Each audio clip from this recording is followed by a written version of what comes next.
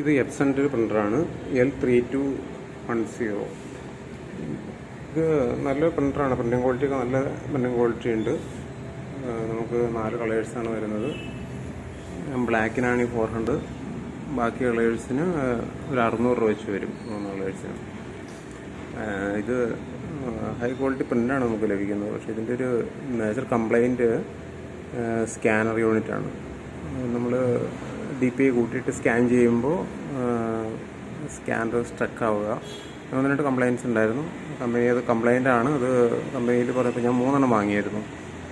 3 അവർ scanner unit replace ചെയ്ത് തന്നു. പിന്നെ അതിന് ശേഷമാണ് 3250, 60 പല വേർഷൻസ് ഇറങ്ങിയായിരുന്നു. വില ഇപ്പോൾ വളരെ കുറവാണ്, 12,000 രൂപയൊക്കെ ഇത് കിട്ടും. ലേറ്റസ്റ്റ് മോഡലുകൾ കംപ്ലയിൻറ്റ് കുറവായിരിക്കും എന്ന് പ്രതീക്ഷിക്കണം. സ്കാനർ യൂണിറ്റ് കംപ്ലയിൻ്റ് ഉണ്ട്, മെയിൻ കംപ്ലയിൻ്റാണ്. നമ്മൾ നേരത്തെ അറിഞ്ഞില്ലെങ്കിൽ അവർ നമുക്ക് വാറണ്ടി പീരീഡിൽ റീപ്ലേസ് ചെയ്ത് കിട്ടുകയാണെങ്കിൽ ഉപകാരമായിരിക്കും. പിന്നീടൊക്കെ അത് മാറണമെങ്കിൽ വളരെ എക്സ്പെൻസീവാണ്.